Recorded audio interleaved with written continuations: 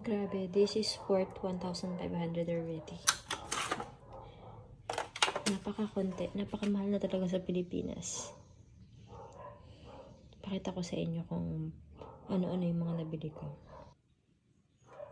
Munggo bread. Ito, pagkain ko to ng bata. Sobrang paborito ko to. Ayun, nakakita ako kaya binili ko na.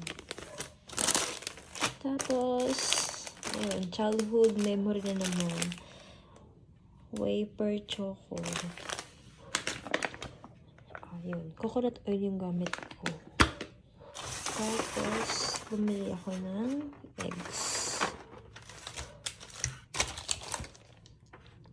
Lahat to small. Kasi isa lang naman ako. Small ketchup. Small oyster sauce. Small pineapple tidbits. Dalawa. Plano ko itong ilagay sa pineapple fried rice ko. Tapos, ayun, original style tomato sauce. Yakult. Tapos, bumili akong isang apritada. At nakita ko tong Highlands Classic Corn Beef. Try ko lang.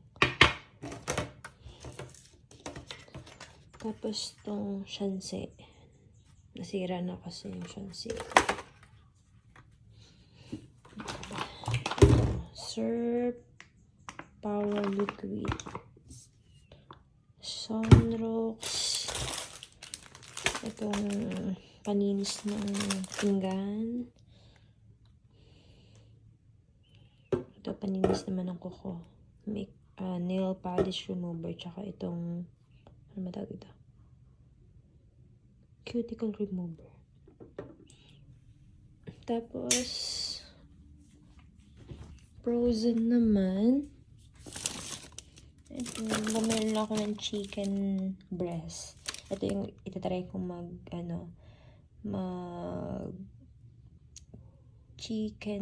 salted chicken. Tapos bumili ako ng 3 pirasong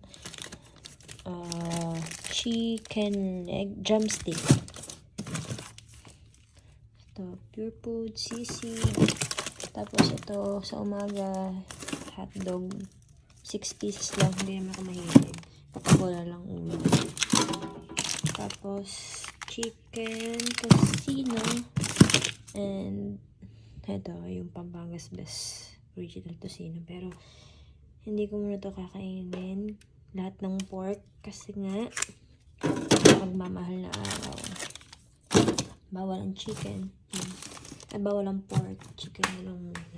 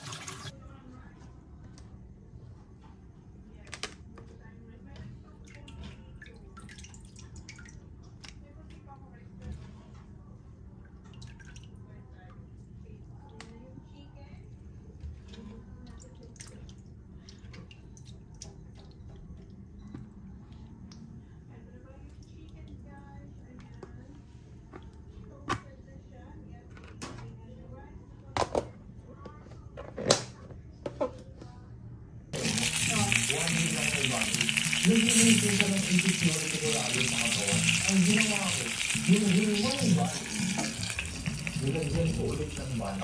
sabi, ang pinakamagandang gamit is yung gamit na meron ka.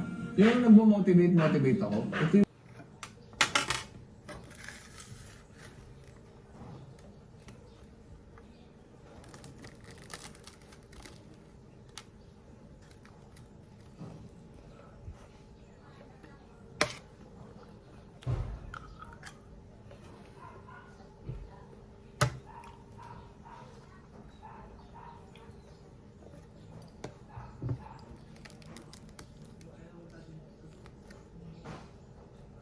ng karir mo eh, no?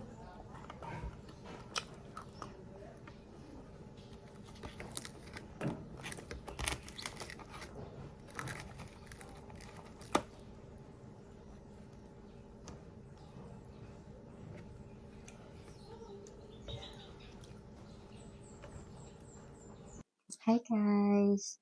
Ayun, nandito na ako ngayon sa Pilipinas. Papakita ko lang sa inyo kung ano yung mga nabili ko sa Singapore.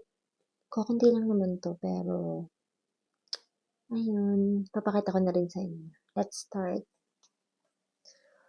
Let's start sa mga pagkain. Kunti lang naman talaga to. Dahil paborito ko talaga yung Thailand food. Hindi ko alam kung bakit, pero masarap talaga. Mag-create ako ng Thai pineapple fried rice. Kaya bumili ako nito. Tapos, ito, dahil paborito ko rin yung Hainanese chicken ng Singapore, bumili din ako nito. Hindi ako marunong, pero meron naman ditong instruction. Siguro makakaya natin to. Siguro one of these days, ibablog ko din to kung paano ko ginawa. Tsaka yung pineapple fried rice. Tapos, dahil mag-i-start na ulit tayo mag-diet, bumili ako ng Himalayan salt. Sana effective ang pagda-diet ulit. Medyo tumaba tayo dun sa Singapore. Tapos, bumili din ako ng dry shampoo. Kasi, hindi naliligo ako araw-araw, pero hindi ko lagi-lagi binabasa yung buhok ko. Kasi sabi lang, nakaka-dry daw yung kapag araw-araw mo nililiguan yung buhok mo. Yun, bumili na ako ng dry shampoo. Tapos, nakita ko tong Anessa na, ito, from Japan to eh. Made in Japan, pero nakita ko to sa Singapore. At nakikita ko din to sa mga vlogger din. Maraming gumagamit ito. Itatry ko lang to. Yan. Anessa. Meron siyang SPF 50+++. Tapos, dahil nga dry yung buhok natin, bumili ako ng hair mask. Ito, ano din siya eh, Japan brand din siya. Yan. Itong Fino Premium Touch Hair Mask. Itatry ko din to. An effective sa atin, no? Ito, dahil lagi akong nanonood ng mga Japan vlog. Actually, lahat ng binili kong itong hair mask tsaka itong hair mask at from Japan, diba? Ito din from Japan. Itong facial wipes, instant refresh icy cold. Pinili ko to kasi alam niyo naman dito sa Pilipinas napakainit. Yun, i-wipes mo lang para ma-feel mo yung cold niya kasi may icy cold yung nakalagay. Siguro kapag pinagpapawisan ka, yun, i-ano mo lang sa katawan mo. Baka magiging, sabi niya, nakalagay, remove sweat, oil, and dirt with one wipes. Ayun. Try natin ito. Yun lang. Tapos yung mga damit, i-try ko. Papakita ko rin sa inyo. Ayun lang. Thank you. Ito guys, nabili ko siya sa Editor's Market. Ito mga dress na to. Ayan, pang occasion like wedding, pwede yan. Lahat yan, 50% din sa Editor's Market din. Ayan, sayang hindi ko rin siya nasuot sa Singapore kasi kailangan siyang plantsahin, eh, wala tayong pamplantsa dun. Kaya ayan. Ito maganda din, nasuot ko siya mga twice sa Singapore. Yan, hindi naman siya masyadong kailangan plantsahin, kaya okay na yan. Yan, sana masuot ko siya one of these days. Thank you!